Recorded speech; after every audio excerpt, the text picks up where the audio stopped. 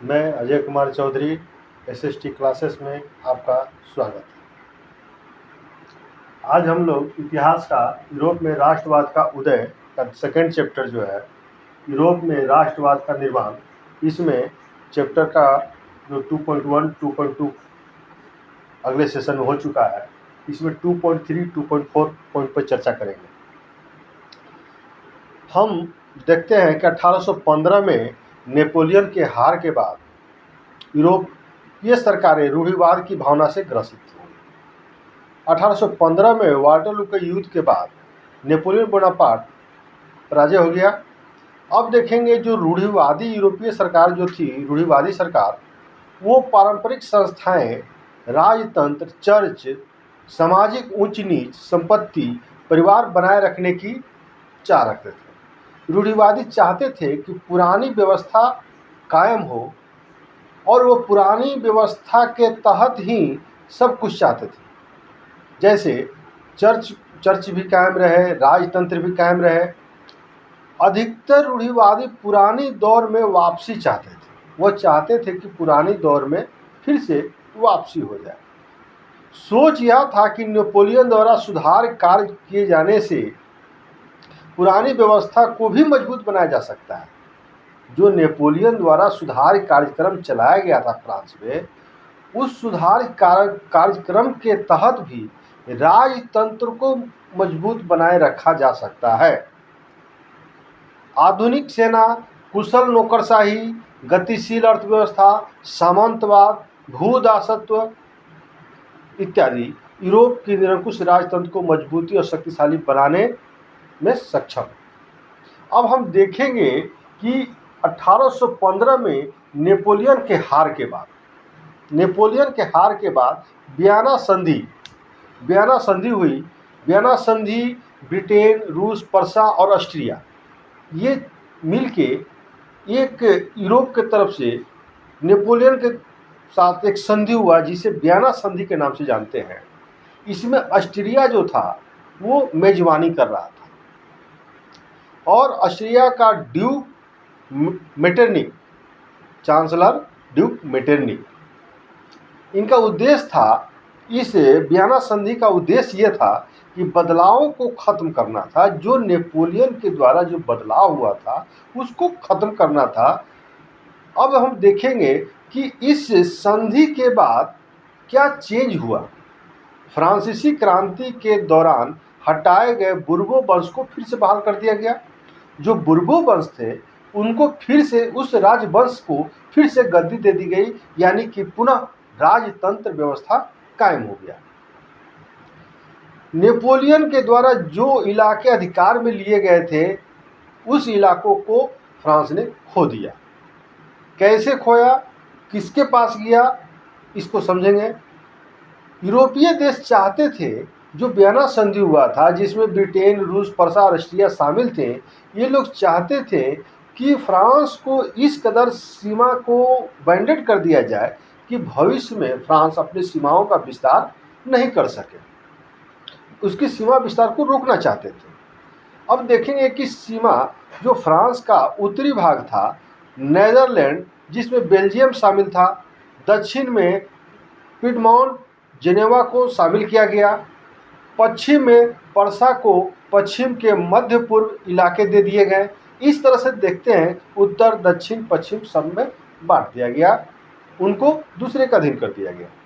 अब हम देखेंगे ऑस्ट्रिया को उत्तरी इलाका का नियंत्रण सौंप दिया गया। नेपोलियन ने जो 39 राज्यों का जर्मन महासंघ स्थापित किया गया था, उस संघ को बरकरार रखा गया, उसको किसी प्रकार का बदलाव नहीं किया गया। पूरब में देखेंगे रूस को पोलैंड का हिस्सा सौंप दिया गया। रूस को पोलैंड का हिस्सा सौंप दिया गया, पोलैंड को मिल गया, या पोलैंड मिल गया, किसको, रूस को मिल गया। अब देखेंगे इन सब का मुख्य उद्देश्य राजतंत्र की बहाली था। ये सारा जो चेंज हो रहा था, यानी कि फिर से पुनः उस पुराने दौर, उस पुरानी व्यवस्था राजतंत्र को कायम करना था। नेपोलियन को बर्खास्त भी करना था, रूढ़िवादी व्यवस्था कायम करना था। अब हम देखेंगे कि जो इतना सारा बदलाव हुआ जो राष्ट्रवादी जो पनपा था, जो क्रांतिकारी थे, उनका क्या हुआ? 1815 के बाद उदारवादी जो थे वो भूमिगत हो गए, यानी कि छुप गए। अब क्या हुआ? उनके विचारों के प्रसार के लिए, चूंकि वो क्रांतिकारी थे, वो बदलाव चाहते थे, राजतंत्र की सत्ता को समाप्त करना चाहते थे, जनतांत्रिक व्यवस्था लाना चाहते थे। अब इन्होंने गुप्त संगठन बनाया। क्रांतिकारी होने का मतलब राजतंत्र का विरोध था उस समय कोई भी क्रांतिकारी होने का मतलब क्या था? सीधे सीधे राजतंत्र का विरोधी समझा जाता था। उदारवादी, राष्ट्रवादी, क्रांतिकारी स्वतंत्रता मुक्ति के लिए प्रतिबद्ध थे। उदारवादी हमेशा से किसी के लिए प्रतिबद्ध थे? राष्ट्रवादी, क्रांतिकारी और स्वतंत्रता मुक्ति के लिए वो लोग वचनबद्ध थे, इसके लिए प्रतिबद्ध थे। यह बात उनके लिए बहुत जरूरी था, उन उदारवादियों के लिए जो क्रांतिकारी थे और राजतंत्र को परिवर्तनशील करना चाहते थे, बदलना चाहते थे। अब आज़ादी और संघर्ष अनिवार्य का हिस्सा बन गया। आज़ादी और संघर्ष। अब हम देखेंगे इटली के क्रांतिकारी जोसेपे मैत्सिनी। जोसेपे मैत्सिनी के थोड़ी जीवनी समझ लेंगे। जन्म 1807 में जिनेवा में हुआ था। जोसेपे मैत्सिनी का जन्म 1807 1807 में हुआ था। जोसेपे मैत्सिनी जो था वो राजतंत्र का घोर विरोधी था। वो राजतंत्र की व्यवस्था का हमेशा विरोध करता। वो कार्बोनारी का गुप्त संगठन का सदस्य था। 24 साल की आयु में लिगुरिया में क्रांति करने के लिए उसे बहिष्कृत कर दिया गया था। जोसेपे मैत्सिनी गुप्त रूप से भूमिगत संगठनों की स्थापना की। इन्होंने 2 तरह के संगठन बनाए।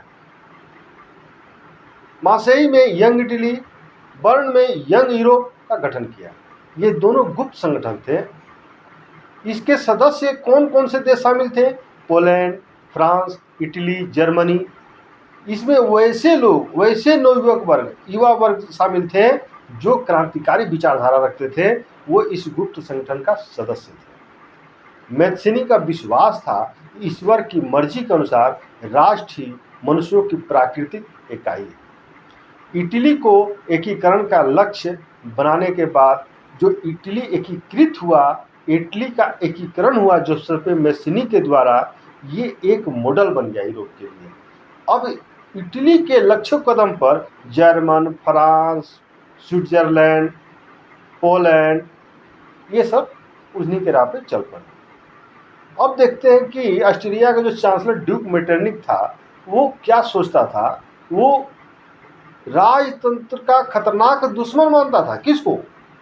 जोसेपे मैत्सिनी को, उदारवादी विचारधारा को वो खतरनाक दुश्मन मानता था। इस तरह से आपका ये 2.4 भी समाप्त होता है। अब हम जो है इकोनॉमिक्स की भी क्लास स्टार्ट करेंगे। जो रेगुलर क्लास करना चाहते हैं हमारे चैनल को लाइक कीजिए, सब्सक्राइब कीजिए।